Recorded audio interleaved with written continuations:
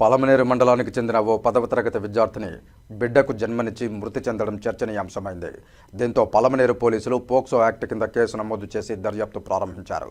మానవ మృగాల పైశాచికత్వానికి బలైన అమాయకురాలి వివరాలు ఓసారి చూద్దాం. పలమనేరు రూరల్ మండలం టీ వడ్డూరు గ్రామానికి చెందిన సునీత 10వ తరగతి పెంగరగుంట గ్రామంలో చదువుకుంటోంది. తల్లిదండ్రులు పశువులను మేపుకుంటూ కుటుంబాన్ని పోషించేవారు. తండ్రి తాగుడుకు బానిసై కుటుంబాన్ని పోషించేవాడు కాదు.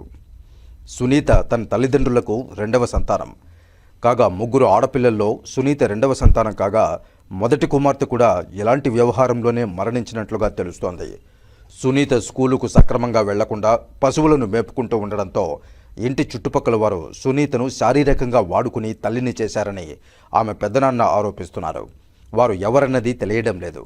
అయితే కొందరిపై అనుమానం మాత్రం వ్యక్తం చేస్తున్నారు. కాగా 2 రోజుల క్రితం తనకు నొప్పులు వస్తోందని తెలుపగా బంగారుపాళెం ప్రభుత్వ ఆసుపత్రికి తరలించారు. అక్కడి ఆసుపత్రి వర్గాలు సునీతను పరీక్షించి ఇక్కడ కాదు చిత్తూరు ఆసుపత్రికి తీసుకువెళ్లమని తెలిపారు. చిత్తూరు ఆసుపత్రి వర్గాలు చికిత్స చేసి ఓ మగబిడ్డను ప్రసవించిన తర్వాత సునీత కోమాలోకి వెళ్లిందని తెలిపారు. చిత్తూరు ఆసుపత్రి వారు వీరిని తిరుపతి ఆసుపత్రికి మెరుగైన వైద్యం కోసం అంబులెన్స్ మాట్లాడి పంపించేశారు. కాగా 10వ తరగతి చదువుతున్న విద్యార్థిని గర్భం దాల్చి మగబిడ్డను ప్రసవించి కన్నుమూసింది. సభ్య సమాజం తలదించుకునేలా ఉన్న ఈ ఘటనకు కారకులైన వారిని కఠినంగా శిక్షించాల్సి ఉంది. నమస్తే, నేను Pengaragunta high school head master. మా పాఠశాలలో అనుకోని జరిగింది ఇన్సిడెంట్. కొంచెం బాధాకరమైన విషయము ఏమంటే, సునీత అనే 10th క్లాస్ అమ్మాయి చనిపోయింది. కారణం ఏమంటే, ఆ పాప ప్రెగ్నెంట్ రావడం వల్ల ఆ పాప పాఠశాలకి 9th క్లాస్ నుండి సరిగ్గా రావట్లేదు. అంటే ఇర్రెగ్యులరు. నెలకి 4 రోజులు 5 రోజులు వస్తుందంటే. వాళ్ళ పేరెంట్స్ చాలా పూరు. వాళ్ళ నాన్న ఏమి పట్టించుకోడంట ఇంటి విషయాలు. ఈ పాపే ఆవులు మేపి పాలు పితికి దాంతో జీవనం గడిపోయింది. వాళ్ళ అమ్మ కూడా హెల్త్ బాగాలేదు దానికి. ఈ విషయాన్ని కనుక్కుని ఎవరో ఆ పాపని బాగా షెడ్యూల్ చేసినట్టుగా ఉన్నారు. అన్యాయం చేస్తున్నారు ఆ పాపకి. ఈ పాప ప్రెగ్నెన్సీ అనే విషయము ఇటు స్కూల్లో కానీ అటు పేరెంట్స్ కానీ కనీసం పెంచిన అమ్మమ్మకి కానీ తెలియకుండా మేనేజ్ చేసి ఉండాలి. ఎలా అంటే, ప్రతి నెల ఈ పీరియడ్స్ కోసం స్నానానికి వేడి నీళ్ళు పెట్టేదేమో నాప్కిన్స్ తీసుకెళ్ళేదంట బాత్రూమ్కి, కలిపేసుకునేదంట. వాళ్ళ అమ్మమ్మ కూడా ఈ లోపలికి పంపించలేదు, రప్పించుకునేది లేదు. అదేవిధంగా వీపు ఉద్యోగానికి కూడా పిలుచుకునేది లేదంట. నాకు సిగ్గు అనేసి తలుపేసుకునేదంట. అంటే ఎవరికి తెలియకుండా ఇన్ని రోజులు మేనేజ్ చేసింది ఆ పాప. ఇది చాలా బాధాకరమైన విషయము. 10th క్లాస్ చదివే ఉజ్వలమైన భవిష్యత్తు ఉండే అమ్మాయి చనిపోవడం అనేది చాలా శోచనీయం. పాఠశాలకే చాలా కష్టసాగిపోయిన విషయము. ఇది సార్ ఆ పాపకు సంబంధించి 9వ తరగతి నుండి పాఠశాలకి ఇర్రెగ్యులరే. ఏ క్లాస్ నుంచి? 9వ తరగతి. 6th క్లాస్ నుండి పాఠశాలకు వస్తుంది ఆ పాప. ఇక్కడ నుండి 6th నుండి చేరింది ఇక్కడ. కానీ 8th వరకు పర్వాలేదు, కానీ 9th క్లాస్ నుండి ఇర్రెగ్యులరు. అంటే నెలకి 4 రోజులు 5 రోజులు మాత్రం బడికి వస్తూ ఉంది. ఎందుకు ఈ విధంగా బడికి వస్తామని చెప్పి మేము ఎంక్వైరీ చేసినాము. తర్వాత తల్లిదండ్రులకు చెప్పమిచ్చినాము. మేమే సచివాలయం ద్వారా వాళ్ళ మహిళా పోలీసు వాళ్ళ ద్వారా ఇంటికి వెళ్ళి విచారించినాము. కానీ వాళ్ళు చెప్పిన విషయం ఏమంటే, ఆవులు మేపడం ఒకటే. మేము బలవంతం చేయడం వల్ల ఒక లెటర్ కూడా డిక్లరేషన్ తీసుకున్నాం వాళ్ళ అమ్మ దగ్గర నుండి.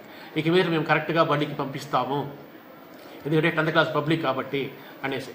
కానీ ఆ లెటర్ తీసుకున్న తర్వాత కూడా యథాప్రకారమే సరిగ్గా రావట్లేదు ఆ బడికి. సచివాలయం వాళ్ళు కనీసము వారానికి ఒకసారి పోతా ఉన్నాము. మేము వెళ్తూ ఉన్నాము ఆ పాప ఇంటికి పిలుచుకొచ్చేదానికి.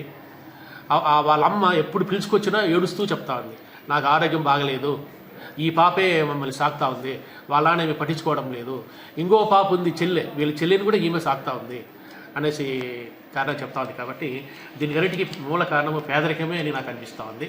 నెక్స్ట్ తాగుడు. వాళ్ళ నాన్న తాగుడు వల్ల సంసారమే సర్వనాశనం అయిపోయింది.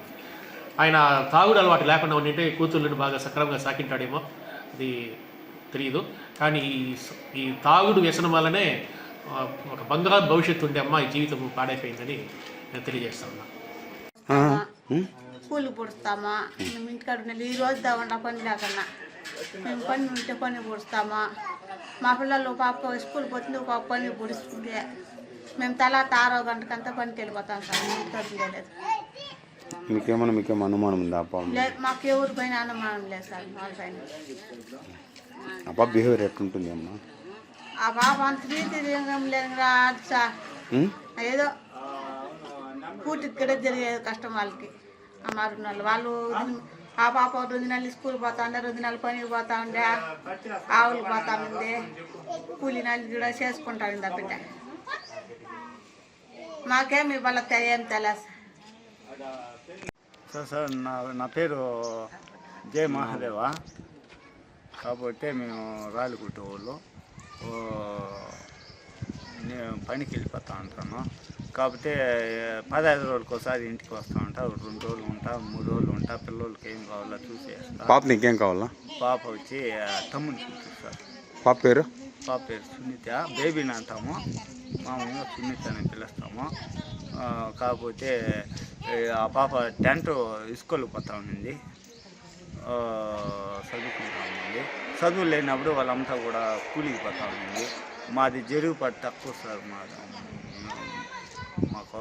కాబట్టి ఏందో కామాలో పసికిళ్ళు వచ్చింది అనేసి లావు ఎక్కిపోతా ఉంది.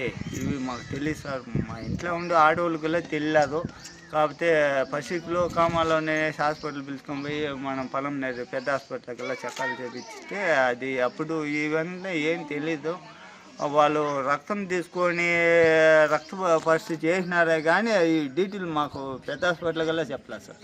కాకపోతే మాత్రలు ఇచ్చినారు. 15 రోజుల తర్వాత మళ్ళీ రండి చెప్పినారు. సరే నేను 15 రోజులు వాడేసిపోతే అయ్యారు బలం అయిపోయింది సార్. బలం అయ్యేగాడికి మళ్ళీ బంగారు పొలం వేసుకున్నాం. బంగారు పొలంలో ఈడ అయ్యేలేదు, పెద్ద హాస్పిటల్ అయ్యేలేదు. చిత్తూరు పోయినా రాయించినారు. చిత్తూరు పోయినాము. నిన్న పోయినాము. నిన్న ఈ మాటతో చెకప్ చేసి వాళ్ళు డాక్టర్లు 8వ నెల పాపకు మీరేం చేస్తూ ఉన్నారు నేను మమ్మల్ని అడిగినారు. మాకు తెలియదు సార్. ఈ పాప 10th స్కూల్కి పోతా ఉంది, చదువుకుంటా ఉంది. మాకు తెలీదు నేను చెప్పినాము. మళ్ళీ అటు నుంచి ఆపరేషన్ చేస్తే ఈ బిడ్డ బతుకుతుంది అని చెప్పినారు. సరే వాళ్ళు సైన్ చేయమంటే గ్యారెంటీ మేము చెప్పలేము, మీరు సైన్ చేయండి, కాబట్టి చేసే ప్రయత్నం మేము చేస్తామని చెప్పినారు సార్ వాళ్ళు. సరే సైన్ చేసినాము. రాత్రి 12 గంటలకు అయ్యేలేదు. తిరుపతి రే హాస్పిటల్కి వేసుకోమన్నానని చెప్పినారు. వాళ్ళే అంబులెన్స్ పంపించినారు. బిడ్డని తల్లిని ఆపరేషన్ చేసి ఎత్తేసినారు. బిడ్డని ఎత్తుకొని పోయి ఐసీలో పెట్టినాము. ఏం బిడ్డ? మగ పిల్లలు సార్. పోతే అమ్మ సంగందోళనే పానమూలు వేసింది. కాకపోతే మీకు ఎవరి మీద డౌట్ ఉందా, అనుమానం ఉందా? ఉన్నది అనుమానం. 3 మీద ఉంది సార్. మాకు 3 మీద ఉంది సార్.